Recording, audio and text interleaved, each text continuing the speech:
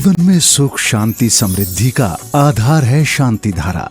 शांति धारा से दूर होते हैं जीवन के पाप संताप। प्रतिदिन शांति धारा से करें मिथ्या कर्मों का क्षय, करें प्रभु की आराधना और जीवन में पुण्य का उदय। देखिए पूज्य निर्यापक श्रमण मुनि पुंगव सुधा सागर जी महाराज की पावन प्रेरणा से जिनवाणी चैनल पर प्रसारित होने वाली भारत के प्रमुख तीर्थ स्थलों की शांति धारा 6:50 पर दर्शनोदय तीर्थ थुबोन जी, 7 बजे सांगानेर जी, ओम नमः सिद्धेभ्यः, 7:30 बिजौलिया जी, ओम नमो हते भगवते श्री 7:40 पर चांदखेड़ी जी, गण परिवेष्टिताय शुक्ल 7:50 पर आवा टोक जी, वे सिद्धाय बुद्धाय परमात्मने 8 बजे नारेली जी, त्रैलोक्य मही व्याप्ताय एवं 9:50 पर ईश्वरवारा की शांति धारा अनंत दर्शनाय सिर्फ जिनवाणी चैनल पर। इस कार्यक्रम के पुण्यार्जक हैं श्री 1008 श्री अभिनंदन नाथाय नमः, श्री दिगंबर जैन अभिनंदनोदय अतिशय तीर्थ क्षेत्र, station road, civil line, Lalitpur, Uttar Pradesh. प्रबंधक श्री राजेंद्र जैन धनवारा, पूर्व पार्षद, 9889888555।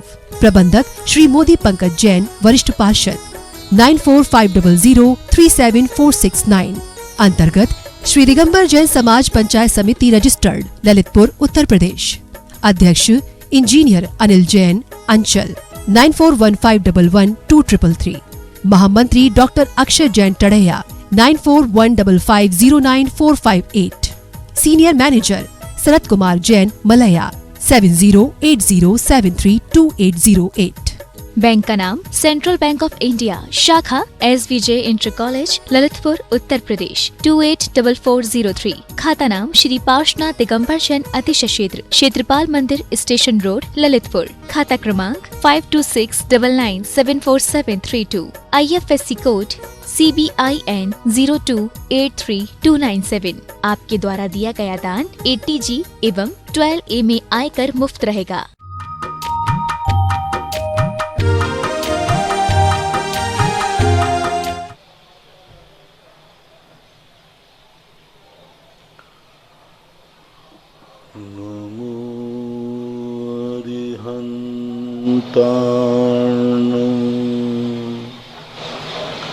नमो सिद्धाणं, नमो आयर्याणं, नमो वज्रायाणं, नमो लोये सर्वशाहूर्णं।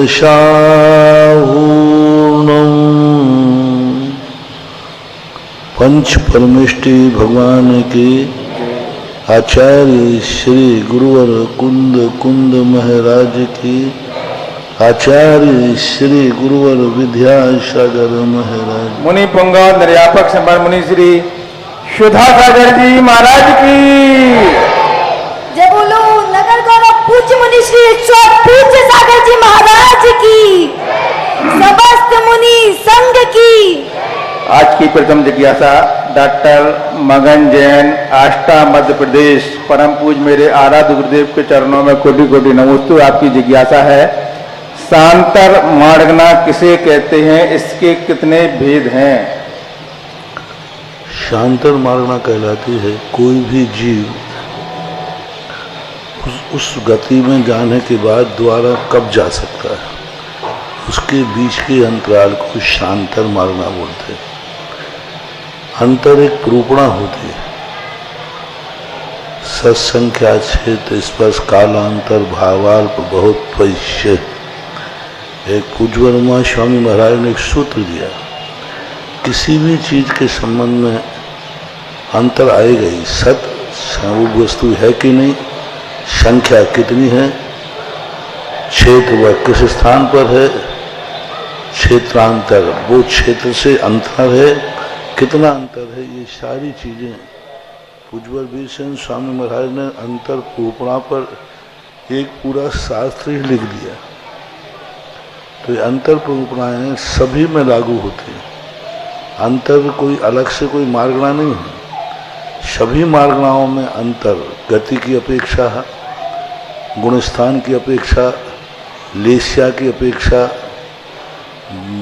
और भी अन्य जो है इंद्रियों की अपेक्षा। कोई जीव एक इंद्रिय में गया, अब वो 2 इंद्रियों में कब लौट सकता है। सभी मार्गनाओं में अंतर मार्गना निहित है, यानी एक बार छोड़ने के बाद दोबारा कम से कम कितनी देर में लौटेगा, अधिकतम कितनी देर में लौटेगा, ये कहलाती है शांतर मार्गना। मनीष जैन, ललितपुर। गुरुदेव के चरणों में कोटि नमन। आपकी जिज्ञासा है, जीवन मृत्यु का मोक्ष के अलावा कोई अंत है क्या? जीवन का तो मोक्ष में भी अंत नहीं, मोक्ष में जी तो रहा है, अंत सब तो सृष्टि में है ही नहीं। अंत जो है वो पर्यायों का होता है। जीव का और जीवन का कभी अंत नहीं होता, वो तो जी रहा है। प्रत्येक द्रव्य जी रहा है, मरता ही नहीं है। जीव का जीना स्वभाव है, क्योंकि ज्ञान दर्शन उपयोग जो उसके पास सदा रहते हैं वो चैतन्य गुण है। जीव जी ही रहा है, अंत तो कभी न पुद्गल का होता है न धर्म, किसी का अंत तो होता ही नहीं। पर्यायों की अपेक्षा, परिवर्तन की अपेक्षा से आदि और अंत है। वस्तु स्वरूप की अपेक्षा वस्तु का ना अंत है ना उसका आदि। रवि जैन, गुरुदेव के चरणों में कोटि नमन। आपकी जिज्ञासा है, महाराज श्री जी, आज की समय की बड़ी समस्या है। आजकल सभी लोग अपने लोकल मार्केट से, बाजार से सामान नहीं खरीद रहे हैं, बल्कि ऑनलाइन मोबाइल आदि से घर बैठे ही सामान शॉपिंग करते हैं, जिससे स्थानीय व्यापारी को नुकसान होता है और कमाई विदेशी कंपनियों को जा रही है। ऐसे में हम भारतीय लोगों को क्या करना चाहिए? ये आप सरकार को चिताइए, सरकार की नीतियां, क्योंकि सरकार को वो पैसा देते हैं, वस्तुतः बहुत हानिकारक है। प्रकृति ने बनाया था तुम्हारे उपयोग की वस्तुएं, विज्ञान ने यंत्र बना दिए। अब यंत्रों के माध्यम से जो प्रदूषण होता है वो प्रदूषण, वो प्रकृति को उजाड़पना हो रहा है। और अब ये जो ऑनलाइन सिस्टम चल रहा है, ये इतना बेईमानी का सिस्टम है, बहुत बेईमानी। भारत खत्म हो जाएगा। सबसे ज़्यादा दिक्कत ऑनलाइन में जो जाना है, भारत को जाना है, क्योंकि भारतीय व्यक्ति इतना सक्षम नहीं है कि वो हर व्यक्ति विदेश से वस्तु खरीद ले। और विदेशों में जितनी भी नीतियां हैं सब बेईमान की नीतियां हैं। मुद्रा को अपने देश में खींचो, जितना ज़्यादा देश में आयात होगा देश खोखला होगा। अर्थशास्त्र की नीति है, अर्थशास्त्र ने एक ही नीति की, तुम जितना आयात करोगे किसी भी वस्तु का, तुम देश के खोखले होते जाओगे और दूसरा देश उसमें बढ़ता जाएगा। और जितना तुम निर्यात करोगे उतना ज़्यादा तुम समृद्ध होगे। आज चीन की सबसे बड़ी पॉलिसी है निर्यात। आयात वो बहुत कम चीज़ों का करता है, बहुत कम। अमेरिका में आयात ना के बराबर है, निर्यात करता है। जितने समृद्ध देश हैं वो कितना आयात करते हैं। भारत से चाइना कितनी चीजें जाती हैं, भारत चाइना को क्या क्या चीजों का निर्यात करता है, ना के बराबर। और चाइना भारत को, आज अमेरिका देखो, सारी चीजें सब हम आयात कर रहे हैं, हर चीजें। आप जब कभी जी विदेश जाते हो तो कोई ना चीज खरीद के लाते हो। अमेरिका लोग भारत में आते हैं, वो क्या खरीद के ले जाते हैं यहाँ से? कुछ नहीं ले जाते। ले जाते हैं तो पुरानी कोई एंटीक चीज होगी उसको ले जाते हैं। तुम पता नहीं वहां से क्या क्या खरीद के लाओगे, चोरी से लाओगे। भारत से विदेश जाने की स्मगलिंग कम है, कोई ऐसी। भारत में स्मगलर ज्यादा आते हैं। भारत की चीजें बहुत कम चोरी होती हैं, क्योंकि वो लेते ही नहीं, उनको चाहिए ही नहीं। तो ये जो नीति है ऑनलाइन वाली, ये सब खोखला कर देगी, गांव को ख़त्म कर देगी, व्यापारियों को ख़त्म कर देगी। और तुम्हारे लिए सुविधा चाहिए, घर बैठे सामान मिल रहा, मार्केट क्यों जाए? घर बैठे वहाँ चॉइस मिल रही है, बहुत सुविधाएं दे दी, सस्ता भी है, चॉइस भी है। और ख़राब निकला है तो आजकल तो वापस करने की भी सुविधा हो गई, तुरंत आप वापस, पैसा वापस मिलता है। दुकान वाला वापस ना करे एक पैसा, दुकान वाला वापस नहीं करे, ऑनलाइन वाला तुरंत और सॉरी और कहता है, लेकिन दोबारा और भेजेगा, दोबारा और भेजेगा। कितने बार तुम वापस करोगे?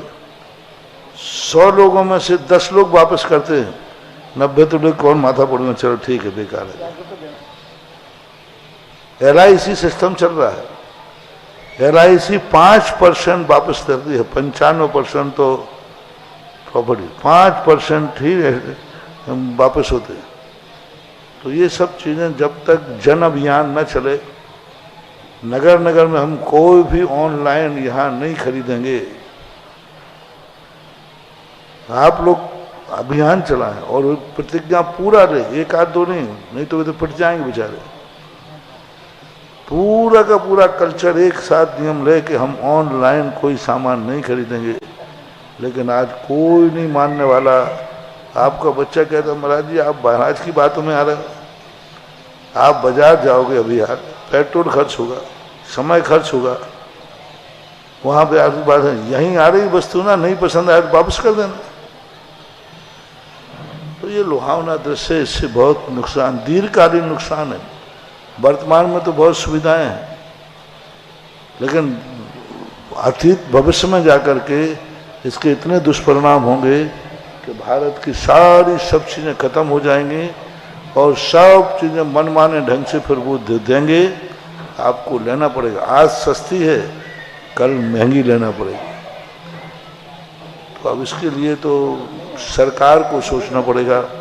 सरकार जब तक नीतियां नहीं बनाएगी हम कुछ नहीं कर सकते। विदेशी कंपनियों को जितना हम स्थान देते जाएंगे वो हमें खोखला करते जाएंगे। अब अपनी देसी चीज़ तो महंगी पड़ेगी पक्का है। उसके दो कारण हैं कि हमारे यहाँ वस्तु का प्रोडक्शन कम है, क्योंकि भारत की वस्तु दूसरे देश पसंद नहीं करते, इसलिए उसकी क्वांटिटी कम होती है और क्वांटिटी कम होगी तो महंगी पड़ेगी। और उनकी मांग को सब पूरा विश्व मांगता है, तो उनकी क्वांटिटी इतनी ज़्यादा छपती है, बनती है कि वो उनको अपने आप सस्ती पड़ जाती है। तो अब ये तो सब चीज़ों पर अपन को कुछ सोचना पड़ेगा। यदि हम महंगी सस्ती को देखेंगे, महंगी मिले लेकिन अपने आप में देश की खरीदेंगे, तो हम साधु लोग तो सदा से बिनो भावे एक साधु हुए। कोरोना के समय मदद नहीं रखी थी ना लोकल वालों ने, बाहर वालों ने थोड़ी की थी कोरोना के समय में। और जब तुम्हारे ऊपर संकट आएगा तो कोई बाहर वाला सहायता करने वाला नहीं, उस समय ऑनलाइन व्यवस्था करना पड़ेगी, सब सहायता करेंगे देश के लोग, कोई ऑनलाइन सहायता करने वाला नहीं है। लेकिन तुम बचने नहीं दोगे। बहुत गांधी जी ने भी किया, विनोबा भावे ने किया, हम लोग सब स्वदेशी वस्तुओं के लिए कह रहे हैं, लेकिन अब कितना हम लोगों की ढोल नगाड़े में तू की आवाज़ कितने लोग सुन रहे हैं ये नहीं कह सकते। सरकार अपनी नीतियाँ नहीं बदलेगी तब तक कुछ नहीं होता। और सरकार के ऊपर दो दबाव हैं, एक तो उनको पैसे का प्रलोभन, दूसरा राजनीतिक दबाव, एक बहुत बड़ा दबाव है। यदि आप मेरी वस्तु नहीं लोगे तो हम तुम्हारे लिए सहायता नहीं करेंगे। राजनीतिक दबाव, आप पहले हमारा ये मार्केट खोलिए, हम आपको ये सुविधा देंगे। क्योंकि हम बहुत सारी चीज़ों में आज भी विकसित होकर के भी आज भी हम ना जाने कितनी वस्तुओं पर विदेशों के अधीन हैं। हम विदेशों के इतने अधीन हैं, हर वस्तु हमारा विदेश के बिना चल ही नहीं सकता। कभी दबाव में हम कर्जे में दबे हैं, कभी हम ऐसी चीज़ों में दबे हैं कि यदि हम ये चीज़ नहीं देंगे तो वो ये चीज़ बंद कर देंगे, परेशान हो जाएंगे। तो ये सब समस्याएं हैं। अब इनका तो क्या कहने जैसा है।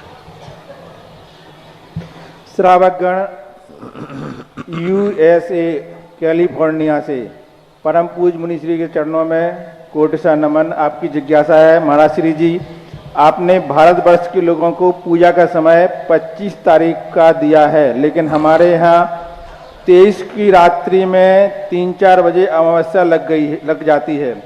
हम लोगों को यहाँ 24 को ही अमावस्या समाप्त हो जाती है और 25 को एकम है। इस स्थिति में हम लोगों को क्या करना चाहिए, मार्गदर्शन नहीं कृपा करें। देखो, अपने अपने अक्षांशों से मनाना चाहिए। महावीर स्वामी के निर्माण को तो जरूर अमावस्या चाहिए है, अनिवार्य है। घर की दिवाली के लिए अमावस्या जरूरी नहीं है, क्योंकि किसी शास्त्र में नहीं लिखा है कि गौतम गणधर को अमावस्या के दिन मोक्ष हुआ, केवल ज्ञान हुआ था। इतना लिखा है कि सुबह उनको मोक्ष हुआ और दोपहर में, हाँ, महावीर स्वामी का जरूर लिखा कि अमावस्या के प्रथम पहर और 14 की रात्रि का अंतिम पहर, उस समय उनको मोक्ष हुआ। इतना तो कोई संदेह नहीं। तो आपके यहाँ यदि 24 तारीख की अमावस्या पड़ रही है तो आप 24 को लाडू चढ़ाइए और 24 को ही दिवाली मनाइए। घर की दिवाली भी 24 को मनाइए। अपन को एक सीधा सिस्टम है, जिस दिन भगवान का निर्माण लाडू चढ़ाना है उसी दिन शाम को दिवाली मनाना, घर की मनाना, बस ये सिस्टम रखना है और कोई लेना देना नहीं। आपको 25 तारीख के दिन आपको अमावस्या नहीं है तो आप 24 तारीख के प्रातःकाल निर्माण लाडू चढ़ाइए और 24 को ही दिवाली मनाइए, क्योंकि 12-13 घंटे का अंतराल है। 12-13 घंटे का अंतराल होता है। अब यहाँ से पंचांग बना है, मान लीजिए जबलपुर का, तो जबलपुर के हिसाब से वहाँ जबलपुर के अंदर और ललितपुर में 4 मिनट का अंतर है। इधर कोटा से आगे निकलोगे तो 12 मिनट का अंतर है। दक्षिण में जाओगे तो 30 मिनट का अंतर है। भारत में 45 मिनट का अंतर टोटल अंतर पड़ता है। आप सूर्योदय देखिए, यहाँ लेट होता है सम्मेद शिखर में, और रात जल्दी हो जाती है। यहाँ ठंड में 5:30, वहाँ 4:30 बजे तो अंधेरा हो जाता है। तो इसके हिसाब से आपको चलना चाहिए। इससे सभी जगह के पंचांग अलग अलग होते हैं, तो आप अपने पंचांग से चलिए। जो हमने समय दिया है वो भारतीय पंचांग के अनुसार दिया है। आदि कुमार जैन, बंड, नागपुर, महाराष्ट्र। मेरे आराध्य गुरुदेव के चरणों में कोटि नमन। आपकी जिज्ञासा है कि रक्तदान करने से मांस दान करने का पाप लगता है, क्योंकि कुछ त्यागी वृत्तियों के अनुसार रक्त और मांस में कोई अंतर नहीं है। तो क्या हम जैनियों में रक्तदान नहीं करना चाहिए? और हमारे रक्तदान न करने से किसी बीमार व्यक्ति की मौत हो जाती है, तो क्या उसकी हत्या का पाप नहीं लगेगा? कृपया समाधान। रक्तदान और मांस दान एक है, इसमें कोई संबंध नहीं। लेकिन ये मांस का दान नहीं किया जा रहा है। किडनी भी मांस ही है, ब्लड भी मांस ही है, लीवर भी मांस है, सब मांस तो है ही, और है क्या? यहाँ अलग चीज है। वो तुलना मांस की और चमड़ी की और इनकी सब करोगे तो वो अलग चीज है। यहाँ एक जीव के प्राण बचाने वाली बात है। हम इसको धार्मिक क्रिया नहीं कहते हैं। ये दान की कोटि में नहीं आएगा, ये सहयोग की कोटि में आएगा। ये निर्णय मेरे से पूछने की अपेक्षा आपके बेटे को रक्तदान की जरूरत है। डॉक्टर कह रहा है कि दूसरे का रक्त चढ़ाएंगे तभी बचेगा, नहीं तो मरेगा। आप क्या करें? मैं मना भी करूंगा तो मैं मना करता हूं, अरे भाई मांस मत ले, मखून मत लेना, मांस के बराबर है, मान जाओगे? तो इन सब चीजों पर थोड़ा दूसरों की क्या है, जाके पैर न फटे भिमाई। हाँ, ये दुनिया भर की बातें उसी को आती हैं कि अभी जरूरत नहीं पड़ी। जिस दिन जरूरत पड़ जाएगी ना, उस दिन कहोगे कहा होगा महाराज ने हमारे प्राण निकल रहे हैं, बचाएं करें। ये सब चीजें कोई डिस्कशन का विषय नहीं है। मरने वाले को बचाना है, कैसे बचेगा इसका कोई उपाय नहीं। मात्र एक सोचो, एक उसको बचाना है, बस। वहाँ मारने वाली बात नहीं। जब व्यक्ति कभी कभी डिलीवरी टाइम पर ऐसी रिस्क हो जाती है कि बच्चा मरेगा या माँ मरेगी, वो आपसे पूछते हैं दो में से एक बचेगा, पूछते हैं कि नहीं? तो उस समय आप क्या निर्णय देते हैं? साहब दोनों को बचाइए। नहीं बचेगा। दोनों मरेंगे, या तो दोनों मरेंगे या दोनों में से एक मरेगा, और एक को मारना पड़ेगा। ये और लीजिए, एक को मारना पड़ेगा, नहीं तो दोनों मरेंगे। आपका क्या बोलता है जैन साहब? और फिर तो महाराज साहब से पूछना, महाराज जी मैं क्या करूं? दोनों ही जा रहे हैं, तो वहां एक को मारा नहीं जा रहा है, एक को बचाया जा रहा है। लेकिन एक कब बचेगा? जब उसको मारेंगे। तो वो है ही नहीं, हमने मारा ही नहीं, हमने एक को बचा। जैसे सैनिक गोली चलाता है, वो सामने वाले को मार रहा है, लेकिन उसको हत्यारा नहीं कहते, उसको देश का रक्षक कहते हैं। क्रिया मारने की कर रहा है, पुण्य उसको रक्षा का लग रहा है, उसको मारने का पुण्य नहीं लग रहा है, पाप नहीं लग रहा है। सैनिक को 1 अरब जनता की रक्षा का पुण्य लग रहा है, और गोली चलाई उसने, उसको मार दिया। लेकिन मारने का पाप तो बहुत कम लगा, लेकिन सारे देश की रक्षा का पुण्य बहुत लगा। उसने अनुमति दी कि साहब बेटे को मार दिया या माँ को मना दिया है, तो बेटे को मारने की अनुमति नहीं, बहुत जघन्य पाप है। उसने एक जीव को बचाया है, यदि नहीं बचाता तो दोनों मर जाते। तो अब यहाँ विवेक क्या है? अरे महाराज जी आपने तो बेटे को मारने की अनुमति दी। किसने दी? मैंने तो दी नहीं, मैंने तो एक माँ को बचाया। ऐसे लगाना चाहिए। ये सब चीज़ों पर बिल्कुल भी कोई दिमाग मत लगाओ। बस एक देखो, वहाँ खून जो पी रहा है, खून जो मांस खा रहा है, वो उसको मारने के भाव से खा रहा है कि बचाने के भाव से? बोलो। मारने के भाव से मार रहा है। और यहाँ जो रक्तदान दे रहा है, इसमें मारने का या मरने का भाव है क्या? बचने और बचाने। एक माँ ने अपने बेटे को किडनी दे दी। किडनी क्या, एक मांस का लोटा ही तो है। ऐसा अपन को तो मांस ही लगता है।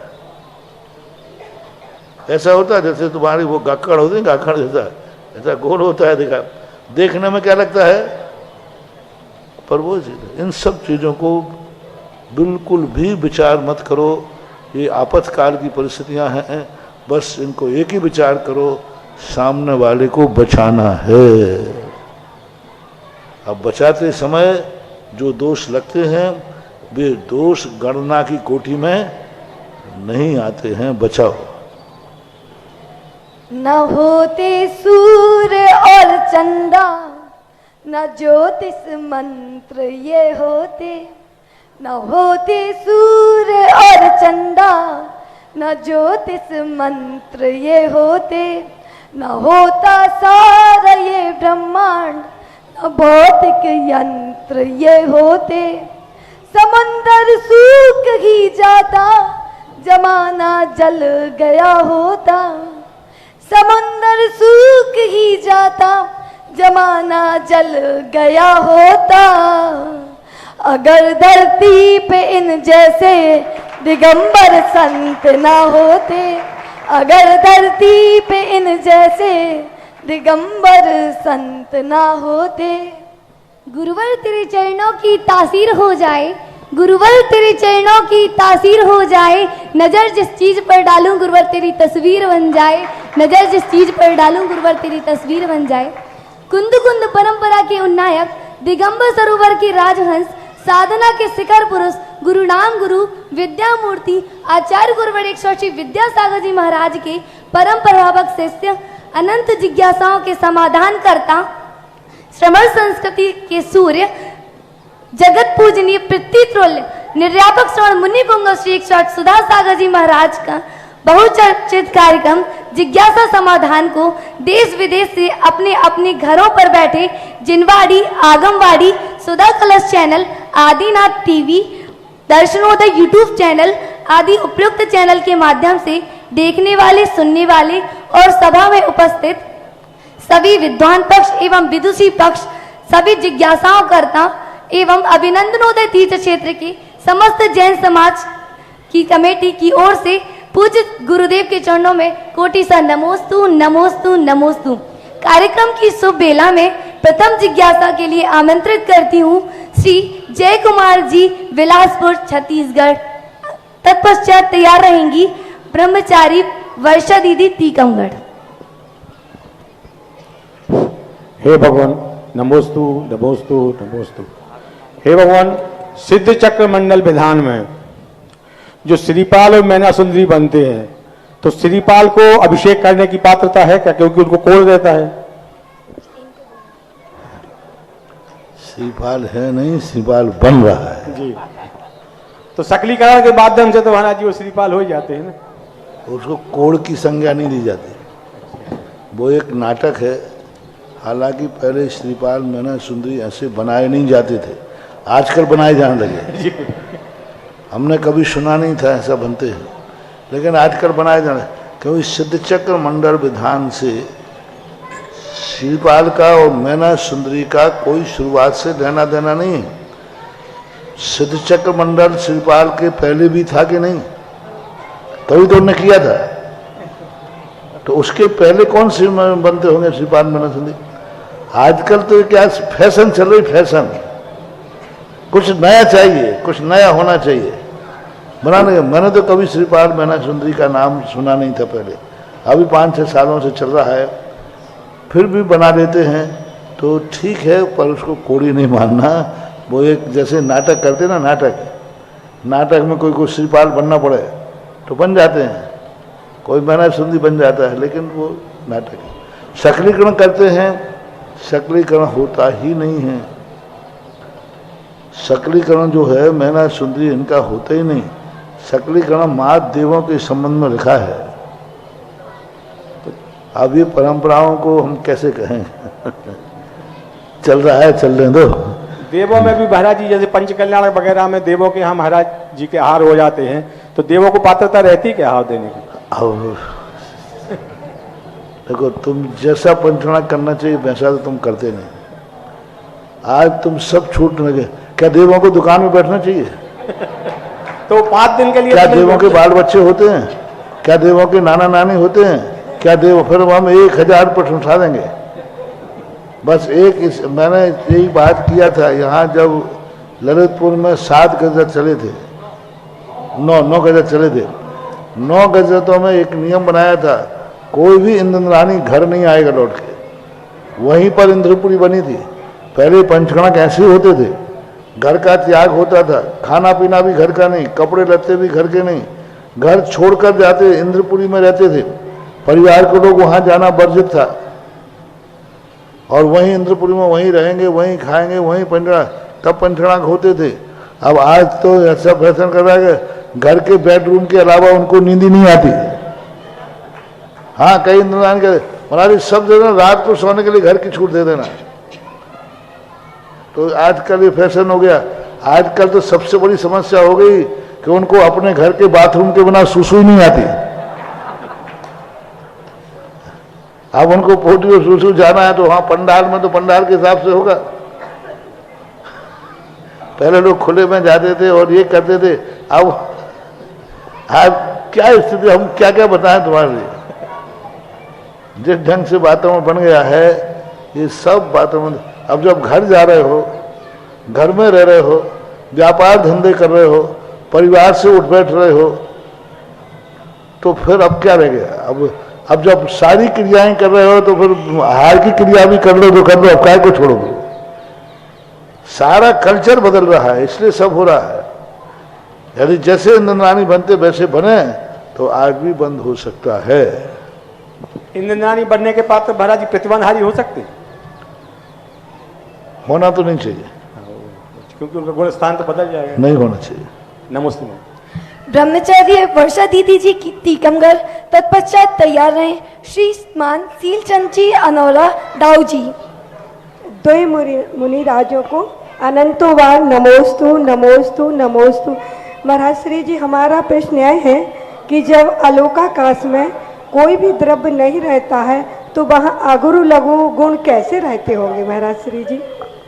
अगुरु लघु गुण सर्वव्याप होके रहता है। आकाश द्रव का, आकाश द्रव का अगुरु लघु गुण तो आकाश के साथ रहेगा।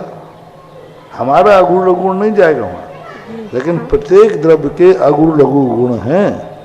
और वो अगुरु लघु गुण जहाँ जहाँ, जैसे अपना अगुरु गुण है कोई मस्तिष्क में थोड़ी है, पूरे शरीर में आत्मा में व्याप्त है। ऐसा ही आलोक आकाश का अगुरु लघु गुण जहाँ जहाँ तक आकाश है वहाँ वो व्याप्त होकर रहा, गया नहीं है जी।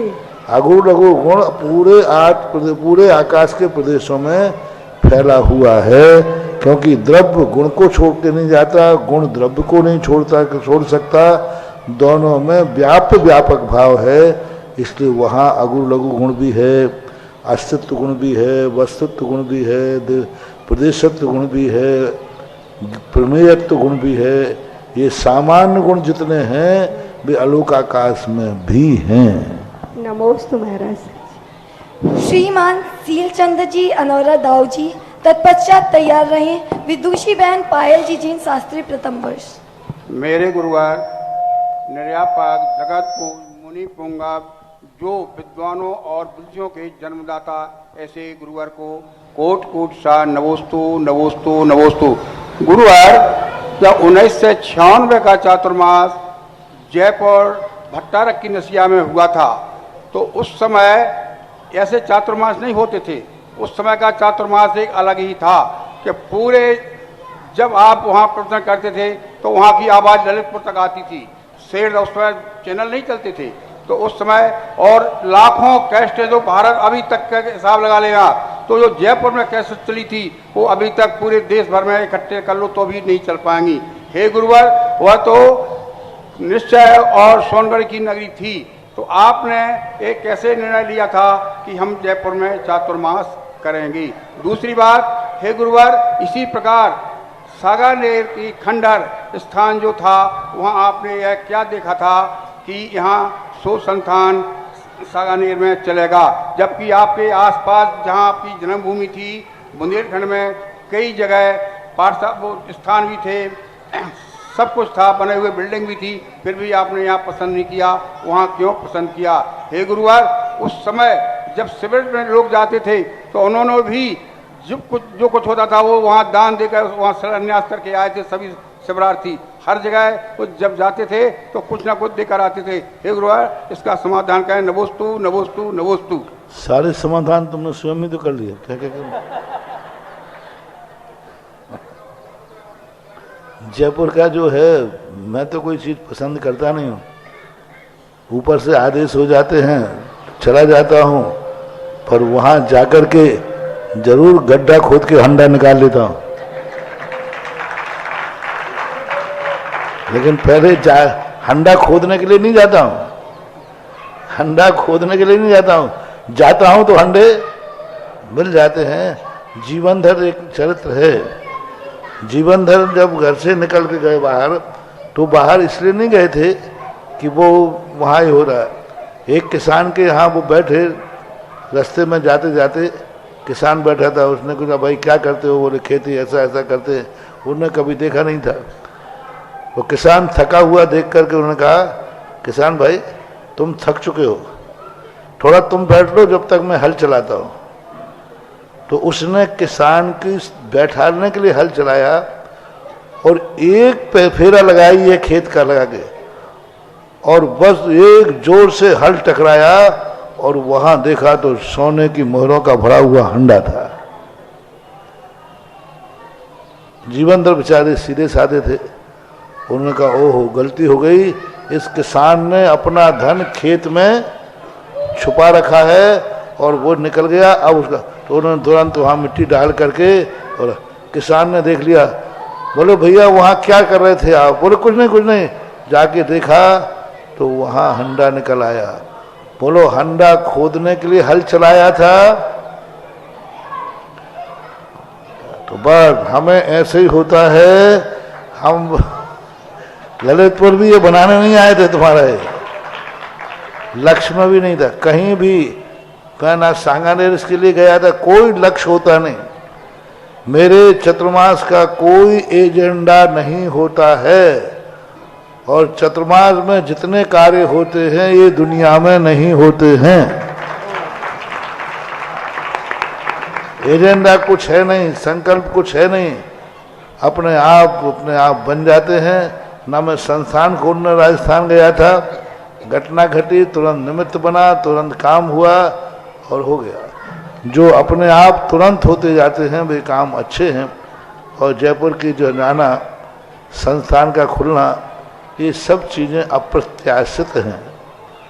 प्रत्याशित नहीं, अप्रत्याशित है, अनायास, सडनली। नारेली बनी यूं बातों बातों में बन गया ज्ञानोदय, कुछ नहीं, बातें बातें, हंसी मजाक किया, उसने साक्षी मान ली, लो साहब जमीन मिल गई, ज्ञानोदय तीर्थ बन गया, बातों बातों में यूं यूं यूं। तो अब यही चीजें ऐसी है। एक दिन में सांगनेर का संस्थान बना था, एक दिन में, शाम को तो सारी घोषणाएं होकर के सब फिनिश हो चुका था। और लेकिन वो इतना बढ़ता गया, इतना बढ़ता रहा कि आज तक वो बनते ही जा रहा है। जो बिल्डिंग बनाओ वो छोटी पड़ जाती है, जो बिल्डिंग बनाओ वो छोटी पड़ जाती है। तो ये विशेषता है। ऐसा नमोस्तु गुरु, नमोस्तु नमोस्तु। मैं तो माटी पत्थर हूँ, मेरे गुरुवर कुंभकार हैं। मैं तो माटी पत्थर हूँ, मेरे गुरुवर कुंभकार हैं। मेरी हर तारीफ के वो असली हकदार है, वो असली हकदार है। विदुषी बहन पायल जी जिन शास्त्री प्रथम वर्ष, तत्पश्चात तैयार हैं श्री यशवंत जी सिंगई CGST। मम आस्था के केंद्र बिंदु मम पिता तुल्य गुरुदेव के चरणों में त्रिवार नमोस्तु नमोस्तु नमोस्तु। गुरुदेव, मेरी जिज्ञासा है कि जीव में अध्यात्म स्थान, विशुद्धि स्थान और संयम लब्धि स्थान आदि कैसे घटित करेंगे? किसमें? जीव में। जीव में संयम लब्धि विशुद्धि स्थान जीव का तो स्वभाव ही है। आत्मा की कसाएं जो होती हैं, उन कसायों को जैसे व्यक्ति मंद करता है तैसे विशुद्धि अपने आप बढ़ती है। कसाय की तीव्रता में संक्लेश बढ़ता है, और जैसे हमारी विशुद्धि कसाएं कम होंगी तैसे हमारी विशुद्धि बढ़ गई। जैसे किसी ने हमें गाली दी, नहीं मुझे क्रोध नहीं करना है, दे दी गाली, क्या हुआ, अब लो साहब विशुद्धि बढ़ गई। संयम लब्धि स्थान जो होता है कसाय के अभाव में होता है। विशुद्धि बढ़ती है कसाय की मंदता में, और संयम लब्धि स्थान बढ़ता है कसाय के अभाव में। ऐसा पूज्यवर नेमी चंद महाराज के गोमट सार की टीका में केशव वर्णी ने लिया है। तो उन्होंने कहा कि कसाय का जैसे जैसे अभाव होता है संयम वैसे वैसे बढ़ता है। तो अप्रत्याख्यान के अभाव में देश संयम, प्रत्याख्यान के अभाव में सकल संयम, संजनन के अभाव में यथाख्यात चारित, तो ये कसाय के अभाव में बढ़ते हैं। जैसे संयम लब्धि स्थान और विशुद्धि स्थान, ये सब हमारे आत्मा की स्वाभाविक प्रवृत्तियां हैं। कसाय को मंद करना भी हमारा स्वभाव है, और कसाय को समाप्त करना भी हमारा स्वभाव है। ऐसे घटा लेना चाहिए। श्री यशवंत जी सिंगई CGST तत्पश्चात तैयार रहे। श्रीमती पूनम जी मुंगावली। नमोस्तु महाराज जी। गुरुदेव, त्योहार नजदीक है और दीपावली का मिठाई से गहरा नाता है। मनीषी अधिकांश लोग इंक्लूडिंग डायबिटिक मीठा खाना पसंद करते हैं। सभी लोग मीठा सुनना भी पसंद करते हैं, परंतु ऐसा क्यों होता है कि बहुत कम लोग ही मीठा बोलते हैं। मनीषी, जुबान की मिठास कम हो रही है, चेहरों की मुस्कुराहट गुम हो रही है और ब्लड में शुगर बढ़ रही है। पूज्य श्री, क्या दूर भगाकर टेंशन, अच्छा रखकर इंटेंशन, क्या हम कर सकते हैं इन सबका सॉल्यूशन? पहली बात तो दिवाली से मिठाई का कोई संबंध है ही नहीं, कहीं हमें देखने में नहीं आया, कहीं शास्त्रों में उल्लेख देखने में नहीं आया, कहीं भी नहीं। यहाँ और जैन दर्शन के अनुसार तो मिठाई का सवाल ही नहीं, यहाँ तो मिठाई का त्याग का त्योहार है। गृहस्थों में तो चलती है महाराज जी। बल्कि दिवाली के दिन मिठाई का त्याग करना चाहिए। हम दिवाली को नहीं खाएंगे क्योंकि भगवान को मोक्ष हुआ है और गौतम गंधर को केवल ज्ञान हुआ। मिठाई का कोई प्रसंग समय नहीं रहा है। त्योहारों के अंदर जो भी बन रहा है इनका कोई औचित्य नहीं, ना तो रक्षाबंधन पे कोई समझ में आता है, ना दिवाली पे समझ में आता है। ये विकृतियां कहाँ से आई ये कह नहीं सकते। त्याग के पर्व हैं, ये तो अध्यात्म के पर्व हैं, धर्म के पर्व हैं, संसार की निवृत्ति के पर्व हैं। अब रही बात चेहरों की मुस्कान जो जा रही है, ये जाने का मूल कारण है महत्वाकांक्षा। मूल कारण है विज्ञान। विज्ञान जितना जितना विकास करेगा उतने उतने चेहरों की हवा खिसकेगी, क्योंकि वो आकर्षण देगा और उस आकर्षण तक हम पहुंचने में समर्थ नहीं होंगे। वो ऐसा आकर्षण बाजू में खड़ा कर देगा कि तुम दिन भर कितने भी सुखी होगे, दिन भर तड़पते रहोगे, ये मुझे कम मिलेगा, ये मुझे कम मिलेगा। और आज एक से एक आइटम स्पर्धा में उतर रहे और वो व्यक्ति टेंशन में जा रहा है, मेरे पास ये मोबाइल कब होगा।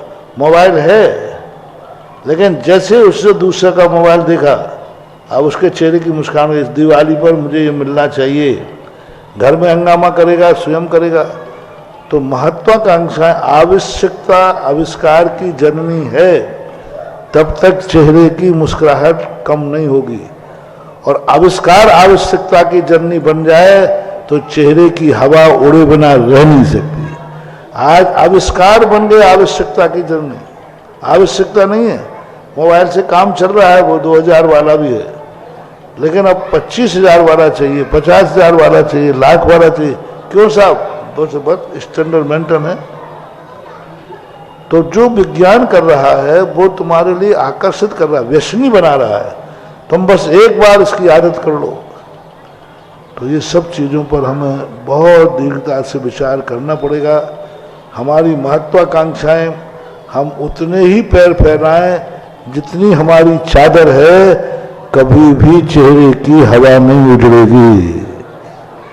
हम पड़ोसी की थाली देखकर भोजन न करें, अपने पेट की जठराग्नि देखकर भोजन करें, चेहरे पर सदा मुस्कुराहट रहेगी। हम अपने पेट की जठराग्नि देखें कि हम कितना खा सकते हैं। हम अपने जेब की हैसियत देखेंगे, मेरे जेब में कितना पैसा है। हम अपने डिब्बे की पूरी गिने कि हमारे पास कितना है।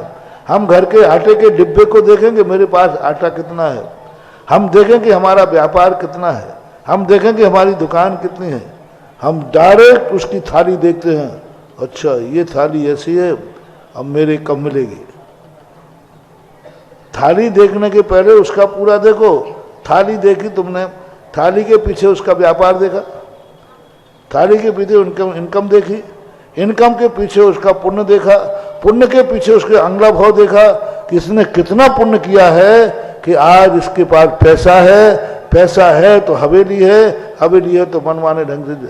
अपन माँ दे देख रहा है, इसके पास हवेली है, थाली, इसके पीछे देखो, अंगले भाव तक चले जाओ, अंगले भाव तक चले जाओ। एक कलेक्टर बनते हुए देखकर दोस्त, दूसरा दोस्त ईर्ष्या करता है। आज ईर्ष्या मत करो, वो पढ़ाई का ध्यान रखो। वो पढ़ता था और तुम उसे कहते थे किताब का कीड़ा,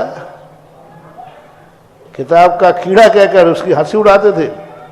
90% पढ़ने वाले बच्चों के जो नहीं पढ़ने वाले दोस्त हैं उनकी मजाक उड़ाते हैं, बहुत बुरी मजाक उड़ाते हैं। लेकिन जब वो कलेक्टर बन के आता है, और ये अभी क्लर्क की भी ड्यूटी में नहीं लग पाए, उस समय इस सारी चीज़ों को थोड़ा व्यापक दृष्टि, महत्वाकांक्षा और स्पर्धा, ये दो चीज़ों के कारण आज चुकी है।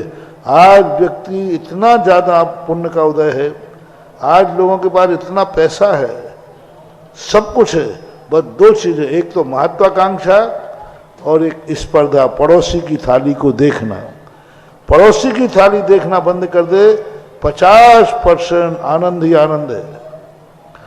और 50% जो है महत्वाकांक्षाएं, इतनी महत्वाकांक्षाएं करें जो कि जीवन में पूरी कर सके, तो फिर तो आनंद ही आनंद है। और मुनिश्री, ललितपुर के पड़ोसी कस्बे से मातृशक्ति की एक छोटी सी जिज्ञासा है कि यदि किसी लेडी के हाथ में छह उंगली हैं तो वो आप मुनिराजों को आहार देने के पात्र है या कोई बाधा है?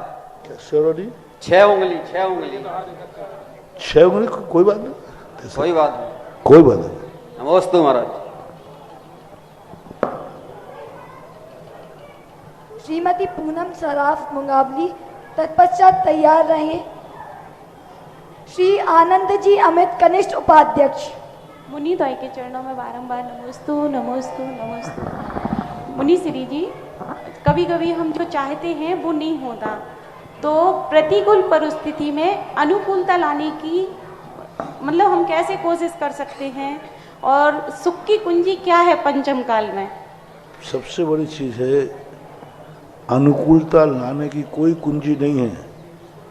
प्रतिकूलता क्यों आई है इस पर विचार कर लो। प्रतिकूलता क्यों आई है इस पर विचार करो। विपाक विषय पहले धर्म ध्यान हो, अपाय विषय बाद में आता है।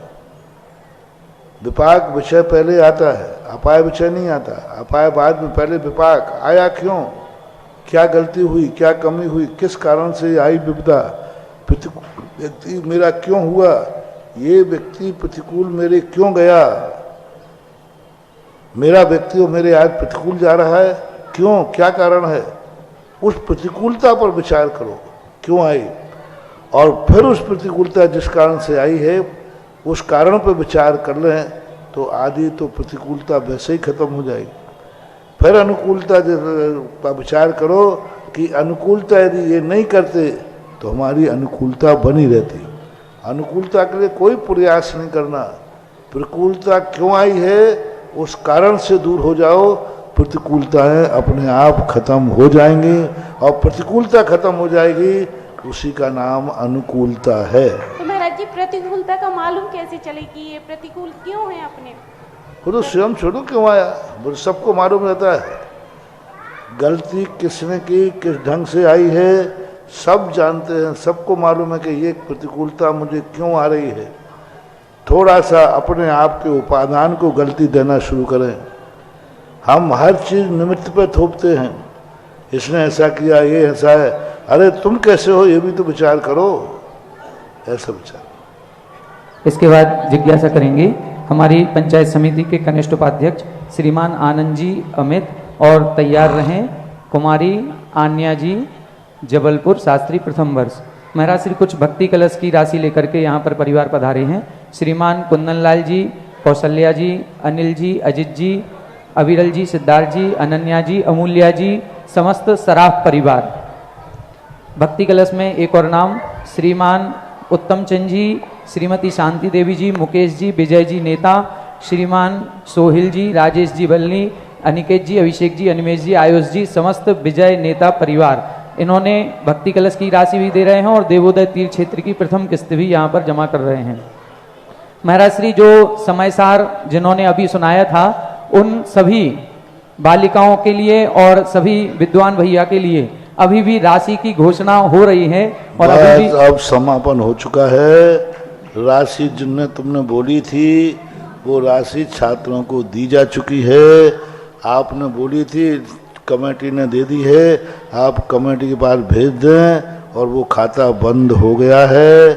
आज का तो बोल दे, जिन्होंने बोला था वो जरूर डाल दे, नहीं तो मामला।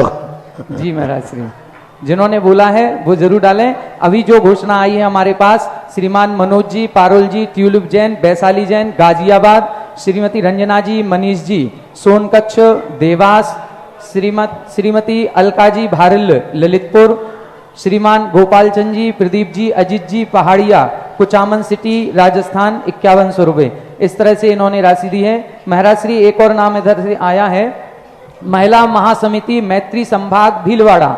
इन्होंने एक छात्रा को गोद लिया है और 1,11,000 रुपए की राशि संस्थान को इन्होंने प्रदत्त की है। जो भी महानुभाव ये राशि यहाँ पर समयसार जी जिन्होंने सुनाया है उनके प्रोत्साहन हेतु भेज रहे हैं, वो एक बार अकाउंट नंबर यहाँ से सुन लें। अकाउंट है सेंट्रल बैंक ऑफ इंडिया और अकाउंट नंबर है 5269974732 5269974732 करंट अकाउंट है और IFS कोड है CVIN 0283297। ये ललितपुर के अभिनंदनोदय तीर्थ क्षेत्र का यहाँ का अकाउंट नंबर है। आप अपनी राशि इसी अकाउंट में जमा कराएं। जो विद्यार्थी थे उनको यहाँ के अकाउंट से राशि दे दी गई है, तो यहीं के इसमें इसी अकाउंट में जमा कराएं। जिज्ञासा करेंगे। हे भगवान, नमोस्तु नमोस्तु नमोस्तु। भगवान, किसी के यहाँ शोर हो जाए तो दिवाली पूजन कैसे करें? दिवाली पूजन तो वो दूसरों के यहाँ कर सकते, दूसरों से करा सकते, लेकिन घर का शुद्धिकरण न होने से घर में तो नहीं कर पाएगा वो। मंदिर में कर ले यही उसके लिए, क्योंकि घर में तो अशुद्धि है। यदि 3 दिन के मरण हो गए हैं तो दूसरा आके कर सकता है। यदि 5वें दिन शोर का हो गया है और शुद्धि हो चुकी है, दूसरा करे। बल्कि कायदा से होना नहीं चाहिए, क्योंकि जब तक घर की शुद्धि नहीं होगी वहाँ पूजा कैसे की जा सकती है। अब यही करो, जब शोर सूतक उड़ जाए तब दिवाली कर लेना।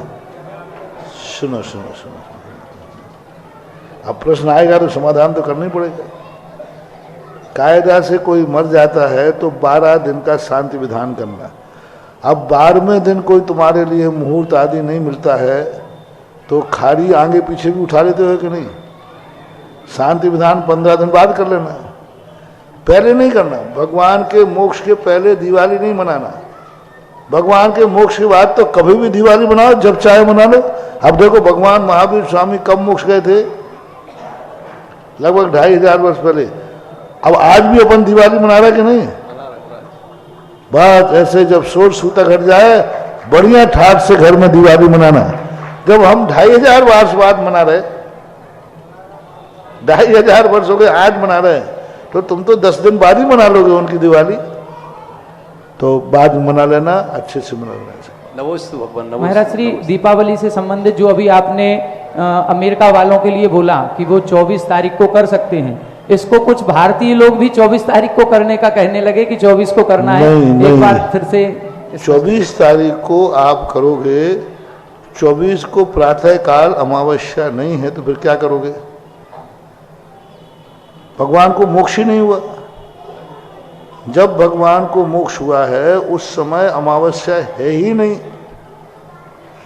बाद में 24 तारीख के बाद में दोपहर के बाद लगभग टाइम है उसका, उस समय अमावस्या शुरू हो रही है। इसे 24 के सुबह यदि अमावस्या होती तो फिर आप मना सकते थे, उसी दिन शाम को दिवाली मना लेते। अब 24 को भगवान का मोक्ष गया ही नहीं है तो क्या हो? और फिर मैंने कह दिया, अपना भगवान, अपना दीपक, अपना लाडू, जब चाय चढ़ाओ, जहाँ चाहे जो वाली मर्जी पड़े अपना अंदर। अब एक तो नियम होता है और एक अपनी मन मर्जी होती है, वो कभी भी कर लो। इतिहास लिखा जाता है, इतिहास लिखा जाएगा, इतिहास लिखा जाता है, इतिहास लिखा जाएगा। लेकिन जब बात चलेगी इस युग की, सुधा सागर महाराज का नाम जरूर आएगा, सुधा सागर महाराज का नाम जरूर आएगा। विदुषी बहन आन्या जी जैन शास्त्री प्रथम वर्ष, तत्पश्चात तैयार रहे कुमारी पूर्वी जैन तृतीय वर्ष। परम पूज्य निर्यापक श्रमण गुरुदेव के चरणों में बारंबार नमोस्तु नमोस्तु नमोस्तु। हे गुरुवर, आपने आज और कल के प्रवचनों में हमें बताया कि हमें अहोभाग्य मानना चाहिए कि हम संस्थान में पढ़ रहे हैं, संस्थान ही हमारी पहचान है। हे गुरुदेव, परंतु संस्थान ने मुझे एक पहचान ही नहीं दी बल्कि एक नया जीवन दिया है, एक महान अहोभाग्य है मेरा। हे गुरुदेव, जब मोक्ष मार्ग के प्रति आगे बढ़ने की भावना थी तो 2 बार आचार्य श्री के पास भावना रखने का अवसर मिला। पहले गुरुदेव ने बोला कि पढ़ाई तक का ब्रह्मचर्य व्रत लो, फिर दूसरी बार फिर गए तो उन्होंने बोला कि 3 साल तक का। पर गुरुदेव जैसे ही संस्थान में आए और आपका सानिध्य मिला, गुरुदेव ने तुरंत शासनोदय तीर्थ क्षेत्र के पंचकल्याण में तुरंत आशीर्वाद देकर आजीवन ब्रह्मचर्य प्रदान कर दिया। हे गुरुदेव, आपके अनंत उपकार है, हम पूरा जीवन भी समर्पित करें तो कम है। हे गुरुदेव, बस एक यही प्रश्न है कि हम अपने ब्रह्मचर्य व्रत को आदर्श रूप से कैसे पालन करें? आदर्श का तो अर्थ यही होता है कि हम कुछ ऐसा करते जाएं कि पीछे वाला भी उसकी नकल करते जाए, पीछे वाले को भी हमारा धर्म की क्रियाएं, हमारा ऐसा आचार विचार हो कि सामने वाले का भी मन में भाव आ जाए मैं भी ऐसे ही करूँगा। बस उसको बोलते आदर्श। हमने स्वयं ग्रहण कर लिया, एक बात हो गई सामान्य। आदर्श है कि हमारी परिणति, हमारी क्रियाओं को देखकर दूसरे का मन हो रहा है कि मैं भी ऐसे ही संयम लेकर आगे बढ़ूं, तो अपने संयम को इतना आह्लादित, इतना प्रसन्न, इतना अभाग्य इस ढंग से प्रस्तुतिकरण सामने वालों के सामने करें कि उनका भी संयम लेने का भाव हो जाता है। यही आदर्शता कहलाती है। महाराज श्री, अभी आपने कहा सांगानेर संस्थान के बारे में कि वहां की बिल्डिंग अभी भी बढ़ती जा रही है, वो दिनों दिन प्रगति की ओर अग्रसर है। महाराज श्री, क्यों नहीं होगा जब ऐसी बेटियां सांगानेर संस्थान में पढ़ेंगी और आजीवन ब्रह्मचर्य व्रत लेकर के मोक्ष मार्ग पर आगे बढ़ेंगी, तो निश्चित रूप से जैसे जैसे हमारे विद्वानों में ज्ञान और चारित्र की वृद्धि होगी, वैसे वैसे सांगानेर संस्थान में भी बिल्डिंग पर बिल्डिंग बढ़ती जाएंगी और निश्चित रूप से यहाँ पर भी अनेकों छात्र छात्राएं मोक्ष मार्ग पर प्रशस्त होंगे। महाराज श्री, आपने श्रावक संस्कार शिविर की शुरुआत ललितपुर से की थी। भले ही आपने श्रावक संस्कार शिविर जो लगाया होगा, निश्चित रूप से आपका ये उद्देश्य नहीं रहा होगा कि यहाँ से हम श्रावकों के संस्कार दे रहे हैं, ये कोई मुनि भी बनेंगे। आपने तो श्रावकों का संस्कार देने के उद्देश्य से शिविर लगाया, लेकिन आज उसकी महिमा इतनी बड़ी कि हमारे नगर गौरव जो रमेश भैया जी थे, वो पूज्य सागर जी बनकर के आपके साथ ही उस श्रावक संस्कार शिविर की महिमा को बढ़ा रहे हैं। महाराज श्री, इसी प्रकार से श्रवण संस्कृति संस्थान भी हो सकता है आपने यही सोच करके किया था कि यहाँ से आर्ष मार्गी विद्वान तैयार होंगे, लेकिन ये भी पक्का है एक दिन ऐसा आएगा कि जब श्रवण संस्कृति संस्थान के केवल विद्वान ही नहीं, ये बहनें मोक्ष मार्ग पर बढ़ करके आपके ही संघस्थ आरिका के रूप में, और ये जो ब्रह्मचारी भैया लोग हमारे सांगानेर संस्थान से बने हैं, वो भी आपके संघस्थ होकर के मुनिचर्या के रूप में यहाँ पर संस्थान की महिमा को बढ़ाएंगे। महानुभाव, यहाँ से अभी जो बालिकाएं हैं, ये बेटी आन्या जी जबलपुर और एक और है दृष्टि जी, दोनों ने आजीवन ब्रह्मचर्य व्रत ले लिया है। अभी केवल 3-4 साल ही इनको श्रवण संस्कृति संस्थान में पढ़ते हुए हैं।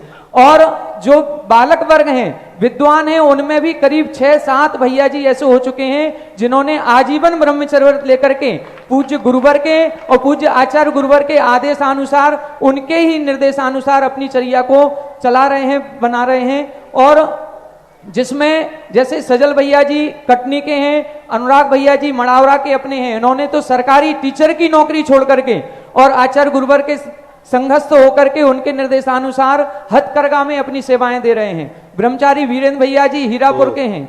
इस तरह से कई सारे ब्रह्मचारी भैया हैं जो आगे चल करके इस संस्थान का नाम रोशन करेंगे। विदुषी बहन कुमारी पूर्वी जी शास्त्री तृतीय वर्ष तत्पश्चात तैयार रहे। श्रीमान अरविंद भैया जी नई बस्ती। पितृतुल्य गुरुदेव के चरणों में त्रयवार नमोस्तु नमोस्तु नमोस्तु। गुरुजी, ऋजु सूत्र नय को 2 प्रकार से विवक्षित किया है, सूक्ष्म ऋजु सूत्र नय और स्थूल ऋजु सूत्र नय। तो गुरुजी, सूक्ष्म ऋजु सूत्र नय और एवं भूत नय दोनों ही वर्तमान पर्याय की बात करते हैं, तो उन दोनों में अंतर कैसे समझे? ऋजु सूत्र नय समय को ग्रहण करता है और एवं भूत में समय गौण होता है, पर्याय एवं भूत इस प्रकार से उसमें लगा हुआ है। यहाँ समय की मुख्यता होती है। इस समय कर रहा है तो इस समय यह पुजारी है, और उस समय उसका है जिस समय पूजा कर रहा है, तो पूजा को मुख्यता दी जाए। पूजा कर रहा है इसलिए पुजारी है। वहाँ पर्याय की मुख्यता है और यहाँ समय की मुख्यता दी जाती है। ये समयवर्ती पर्याय को करता है, इसलिए इसको ऋजु बोलते हैं। ऋजु का अर्थ होता है एकदम अपने आप में द्रव्य छेद काल भाव को एक सरलता से रूप से, जिस समय जो करना चाहिए उस समय वही कर रहा है, तो उसका वही नाम हो जाता है। अब सूक्ष्म स्थूल का अर्थ होता है जो व्यंजन पर्याय को ग्रहण करता है वो स्थूल है, अर्थ पर्याय को जो ग्रहण करता है जिस समय उस समय वह है। और एवं भूत में तो तद्रूप हो जाता है, वो उसी समय उसमें रूप होया, उसको पुजारी पढ़ने का अनुभव भी होना चाहिए। पुजारी पढ़ने की क्रिया कर रहा है, इसलिए ऐसा। श्रीमान अरविंद भैया जी नई बस्ती तत्पश्चात तैयार रहेंगी।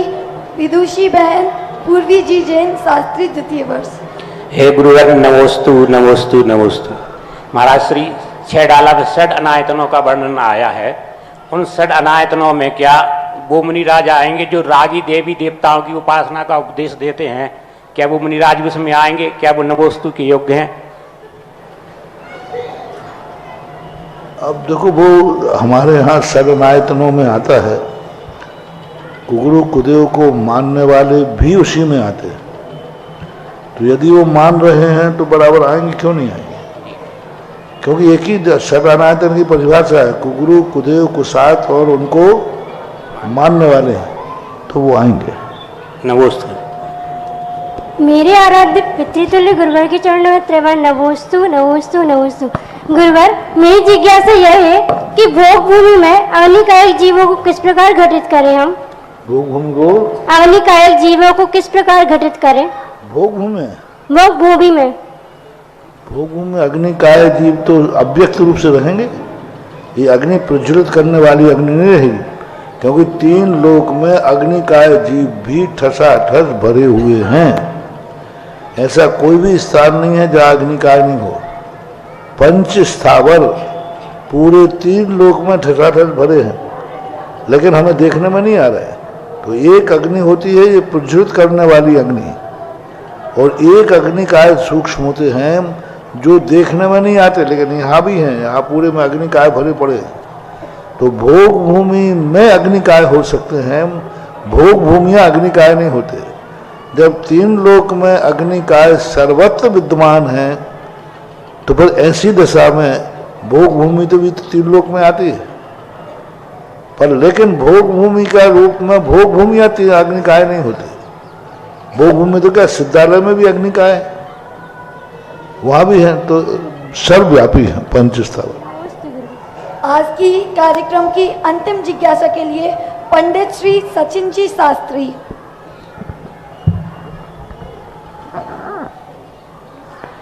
परम उपकारी पूज्य गुरुवर के चरणों में बारंबार नमोस्तु। महाराज जी, एक जिज्ञासा है कि समयसार जी में हमने पढ़ा सुध परिचिदानुभूता शवश्य भी काम भोगबंद कहा, तो इसमें ये अर्थ आ गया कि हम काम भोग बंद की कथा से परिचित हैं बहुत समय से, और दूसरी तरफ मुनि व्रत धार अनंत बार ग्रीवक उपजायो। तो जैसे संसार की कथा और इसका तो हम बार बार देख रहे हैं कि हम इसके अभ्यस्त हो गए, तो संसार हमें रुचिकर लगता है और मोक्ष मार्ग हमारे लिए मतलब उसको ग्रहण करना थोड़ा कठिन होता है। लेकिन क्या मुनि व्रत भी बार बार धारण करके छूट जाता है और फिर संसार में रम जाता है जीव? क्या ऐसा जो उल्लेख आया? अनंत बार धारण किया है, तो काम भोग की कथाएं अनंत बार धारण की है, तो संस्कार किसका ज्यादा रहेगा? अनंत का। तो मुनियों के संस्कार होने से वो संस्कार होते नहीं हैं, क्योंकि संस्कार में मुनि बनने के अनेक पर्पस होते हैं।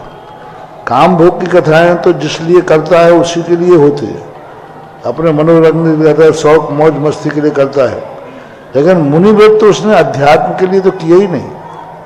मुनि व्रत तो उसने संसार के भोग, काम भोग, विलासता के लिए ही किया है।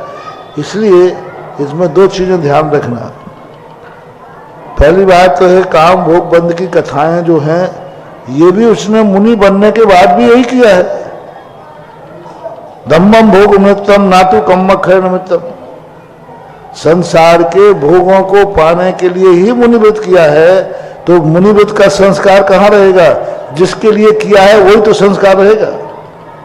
इसलिए मुनि व्रत का संस्कार नहीं पड़ रहा है। अनंतों बार जो मुनि बना है वो काम भोग के लिए ही बना है, इसलिए उसको भी काम भोग में ही लेना चाहिए। भावलिंगी बना होता तो फिर बात अलग थी। भावलिंगी तो ओनली पूरे जीवन का अनंत काल में मात्र 32 बार। भावलिंगी मुंडार 32 बार से ज्यादा नहीं बन सकते, अधिकतम भय है। इसलिए वो द्रव्यलिंगी है, और द्रव्यलिंगी संसार की भोग विलासता की इच्छा अंदर रखता ही है। तो उसको उनको भगवान ने कहा, इसलिए उसको भी जो मुनि व्रत धारण करके और छूट गया या काम भोग के कारण किया, तो उसको भी इसी समयसार जी की गाथा के अनुसार ही लेना है। अरे इसलिए तो बार बार मुनि बन जाता है, क्योंकि उसको भोग विलासता मिलती है। अब अंतिम जिज्ञासा के लिए श्रीमती हिमानी जी जैन जबलपुर। पूज्य मुनिद्वय के चरणों में अनंतों बार नमोस्तु नमोस्तु नमोस्तु। महाराज जी, मेरी जिज्ञासा कि मलेच्छ खंड में कौन सा काल रहता है? मलेच्छ खंड में कौन सा काल रहता है? मलेच्छ खंड के संबंध में सदा एक सा ही काल रहता है, जैसा उनका रहता है। लेकिन उस सर्पणी और सर्पणी के अनुसार वहाँ परिवर्तन होता है। काल तो एक सा रहता है, लेकिन वहाँ का जो परिवर्तन है, वृद्धि ह्रास है, परिवर्तन न कह के वृद्धि ह्रास वहाँ बराबर होता है। यदि वृद्धि ह्रास नहीं मानेंगे तो भरत चक्रवर्ती की 500 धनुष की काया थी, तो उनकी रानियां 500 धनुष वाली आएंगी, और बाद के चक्रवर्तियों की काया तो बहुत छोटी रही। बाद में चक्रवर्ती काया तो बहुत छोटी थी, और वो भी 32,000 रानियां वहां से लाएगा। यदि एक समान ही वहां होंगी तो सेटिंग कैसे होगी?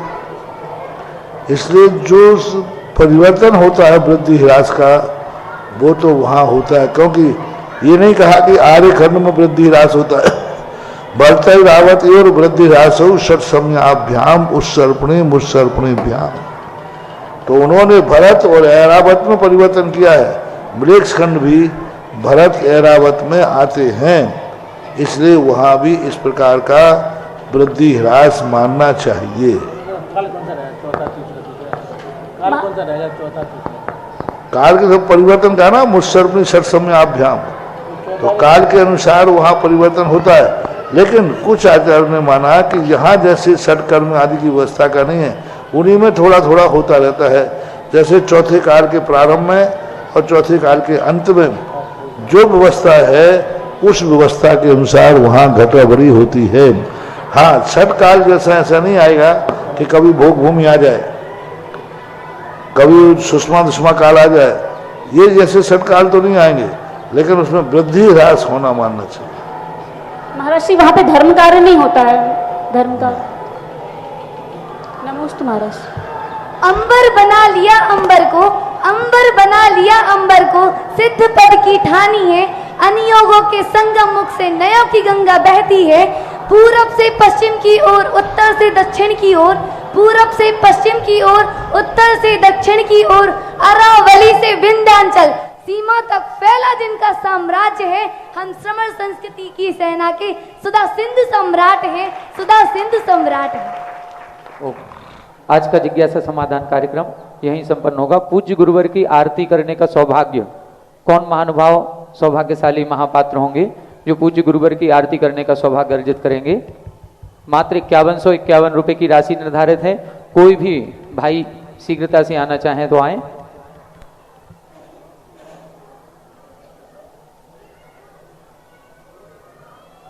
हमारे श्रमण संस्कृति संस्थान के प्राचार्य महोदय श्रीमान अरुण जी शास्त्री आप आ जाएं, और श्रमण संस्कृति संस्थान के जो भी विद्वान और विदुषी बहनें यहाँ पर हैं वो आकर के गुरुवर की आरती करेंगे। आगे आ जाएं। प्रशांत जी, जितेंद्र जी सभी आ जाएं आगे। हमारी बहनें भी इधर से आगे आ जाएं, जो भी सांगानेर संस्थान से हैं, पूज्य गुरुवर की आरती करें। चलिए करेंगे।